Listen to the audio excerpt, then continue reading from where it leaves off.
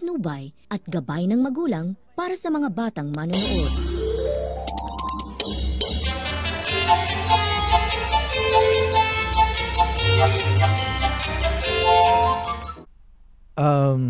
Alam niyo mga kaibigan, nang dahil sa hindi matapos-tapos na kwento regarding dyan sa pulburon issue na yan, at sa dami ng mga nagsulputang vloggers na puro kasinungalingan ang content, kaya napilitan po akong mag-vlog uli kasama ng batang si Picoy. Bago ang lahat, nais ko muna kayong batiin ng magandang umaga, hapon at gabi sa inyong lahat. Lalo na po sa ating mga OFW na nagpakahirap magtrabaho sa iba't ibang bansa. At nais ko rin kayong batiin ng Happy New Year at harinaway magiging maganda ang taong 2024 para sa ating lahat. Okay, Picoy, bati ka na. Opo, Tito Dong. Hello po. Hello po mga kaibigan. Ako po si Picoy, ang mabait yung kaibigan na lumabas lang daw po sa buho ng kawayan. Sabi po ni Tito Dong, magandang araw po. Abay, totoo naman talaga, Picoy, na lumabas ka lang sa buho ng kawayan. O sige nga, sabihin mo sa akin kung sino ang tatay at nanay mo. At kung kailan ang birthday mo. Sige nga. Tito Dong talaga, yun na nga po ang problema ko eh. Kasi po, nung nagsimula tayong magprograma, bigla ka na lang lumitaw sa buhay ko, Tito Dong. Anak ka ng loko-loko to. Ayusin mo ha. Parang pinapalabas mo pang ako ang alien dito ha, Picoy. Sorry po, Tito Dong. Kasi naman po, hindi ko talaga matanda kung sinong mga magulang ko eh. At kung kailan din ako ipinanganak. Okay po mga kaibigan, suportahan nyo na lang uli kami ni Tito Dong sa aming programa po, sa aming programa. Opo. Okay, ganito kasi yun, Picoy, no? Mga kaibigan, umpisahan po natin doon sa interview ni dating Senator Nicky Cositing. Matagal na po ito. Panahon pa po ng kampanyahan ang video na to. Actually, nung panahon ng kampanyahan, hindi ito masyadong pinansin. Pero nagulat na lang ako, biglang ibinalik ng mga masasabi kong bayarang vlogger. At ginawa nila itong content muli. Halata nating may nagpupundo eh. Okay, Picoy, manood ka. Tito Dong. I remember Mr. Marcos as candidate today, before. It never worked. All they did was go to the disco, and they were always high on drugs. Ayun mga kaibigan, ayun doon sa napanood nating video, sinabi ni dating Senator Cositing na nung kabataan daw ni PPBM ay hindi raw ito nagtatrabaho at puro party-party lang ang inaatupag. At di umano, high pa ito lagi sa drugs. Ngayon, ang tanong ko nga, paano niya nasabing high ito sa drugs? Sabay ba silang gumamit para masabi niya lang na sure siya na high ito sa drugs? Di ba pwedeng lasing lang, lasing sa alak? Di ba mga kaibigan? Actually ganito eh, may napagtanungan akong abogado. Ang sabi ko sa kanya, attorney, pwede pa bang gamiting ebidensya ang mga lumang videos na nangyari nung kabataan mo pa? Ang sagot ng abogado sa akin ay hindi. Maliban na lang daw kung ito'y ginawa niya ngayong presidente na siya. Doon pa lang siya makakasuhan or mai-impeach siya. Hay nako naman talaga. Oo nga po, Tito Dong. Siguro naman po, Tito Dong, lahat tayo ay may mga nagawang hindi maganda nung ating kabataan, di po ba? Bakit, Picoy? Ano ba ang napakapangit mong nakaraan na parang ayaw mo nang maalala? Tito Dong naman, grabe ka naman po sa akin eh. Napakapangit talaga. Para nabuso lang naman po ako sa kapitbahay namin eh. Abay, pangit talaga yung Picoy. Ba't di mo ako tinawag? Este, masama yun. Huwag mo nang uulitin yun. Ayoko na po talagang maulit yung Tito Dong eh. Kasi nihuli nila ako at nitali po ako sa puno na madaming langgam. Buti nga sa'yo. Ay nako ka, Picoy. Siguro mga kaibigan namaga rin yung kanyang kwan.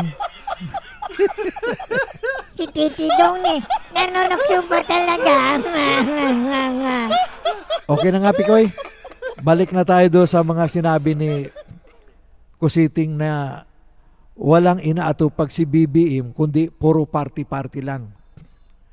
Alam mo, Pikoy, si BBM ay anak ng presidente at anak ng isa sa pinakamayamang tao sa Pilipinas. Kahit hindi ito magtrabaho ay hindi ito magugutom. Isa pa, wala pa siyang pamilya nung mga panahon na yon. Ako nga rin po, Tito Dong kahit di ako anak mayaman pero po isigulaki rin po ako. Alam mo ba, Pikoy, nung dekada 80 at binata pa ako, alam mo bang sumubok din akong tumira ng marijuana, Corex, at iba't ibang pinaghalo-halong gamot? Ibig sabihin, Tito Dong, anak rin ng mayaman? Yun na nga, Pikoy. Ako nga na anak lang ng mahirap, nakakapagbisyo pa. Sila pa kayang mayayaman? Pero Pikoy, alam mo ba na magmula ng mag-asawa ko, ay kinalimutan ko na ang lahat ng yon. Actually, pati paninigarilyo ko ay tinigilan ko na rin. Kaya hindi ako naniniwala sa ibinibintang nila sa Pangulo. Lalo na yung sinasabi nilang si First Lady pa raw ang bumibili ng drugs para kay PBBM at ang supplier nila di umano ay si Justice Secretary Boying Remulla. Di naman siguro si Raulo silang tatlo para gawin nila yon. Alam mo, Pikoy, hindi lalaking mababait at magagalang ang kanilang mga anak kung adik silang mga magulang. Isa pa, alam niyo mga kaibigan, hindi porket ginawa natin ng kabataan natin at hanggang ngayon ay ginagawa pa rin natin. Ano kaya itsura ko? Ako rin po, Tito Dong. Nung nasa probinsya pa po ako, kung ano-ano rin po ang tinira ko. Tao na lang po ang hindi ko pa natitikman. Opo. Loko-loko ka talaga, Pikoy. Di ko alam kung nagpapatawa ka o seryoso ka. Ayusin mo lang, ha? Baka mamaya pakialaman mo yung aso ng anak ko, ha? Lagot ka talaga, Pikoy. Sino po ba, Tito Dong? Si Casey po ba o si Wanda? May gago talaga to. Aba, kahit sino doon, papatayin ka talaga ng anak ko pag kinalantari mo mga aso niya. Opo naman po, Tito Dong. Takot ko lang po kay Tita Ambing sa anak niyo po. Okay, Pikoy. Balikan natin ang pulburon issue na yan. Lalo na itong video ni VP Sara Duterte. Panoorin natin to. Merienda ko. Hindi sa'yo may lahat. Araw-araw. Monday, Tuesday, Wednesday. Sunday. Isang linggo. Pag-ibig. Pulburo. Okay?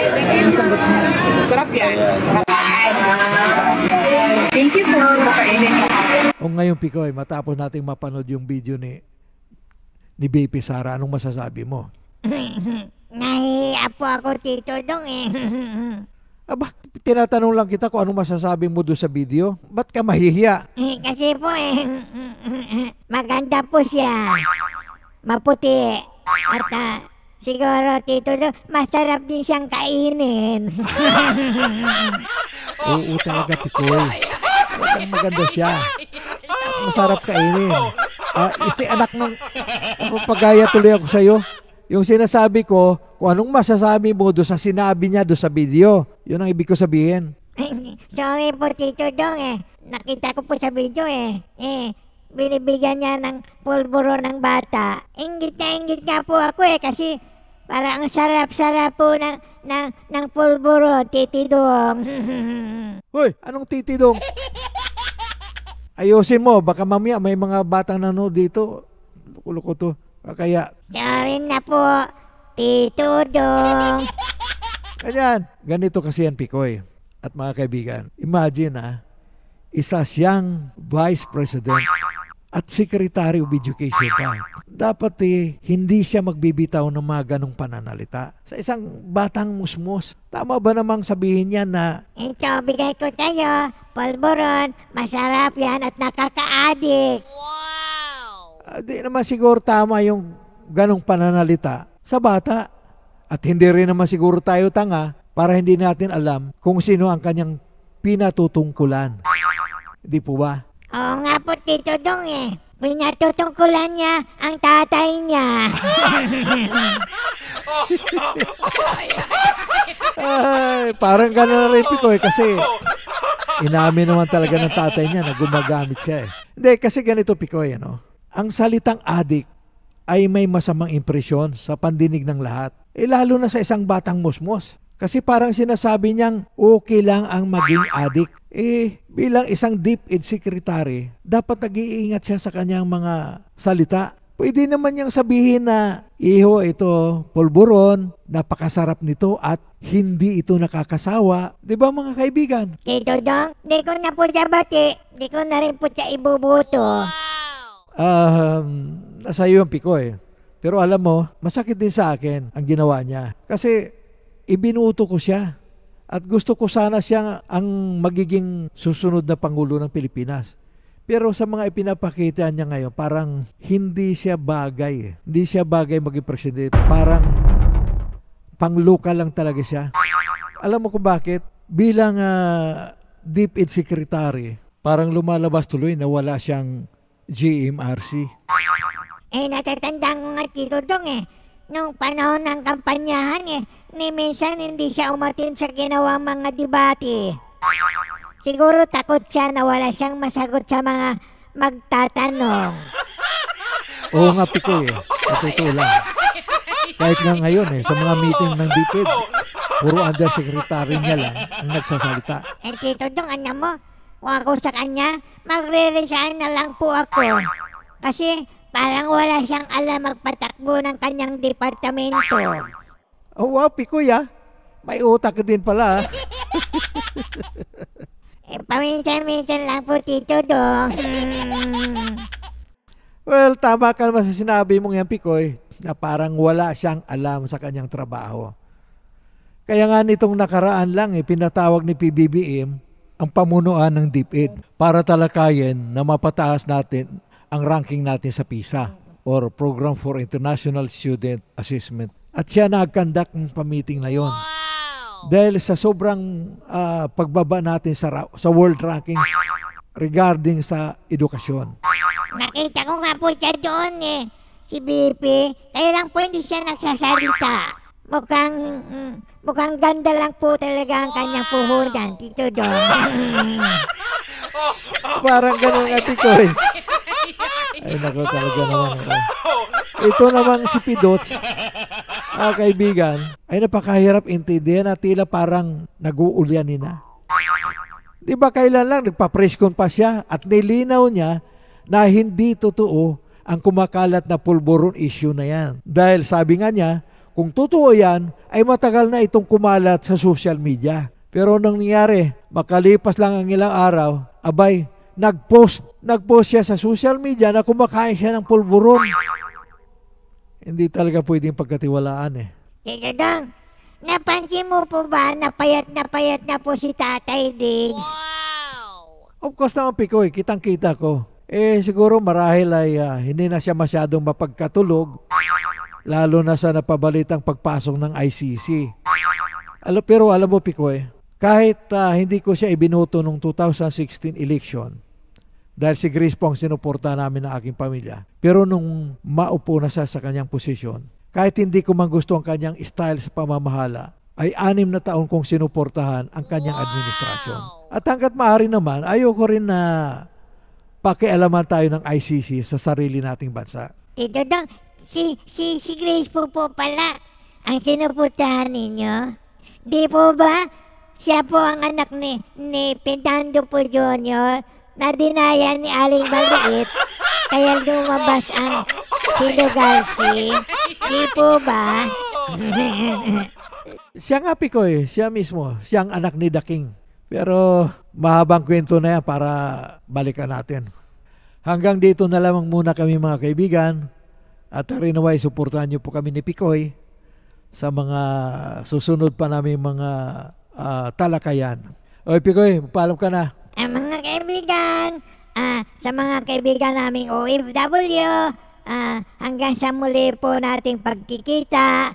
Ito po si Pikoy. Paalam po. Maraming salamat mga kaibigan. Bye-bye!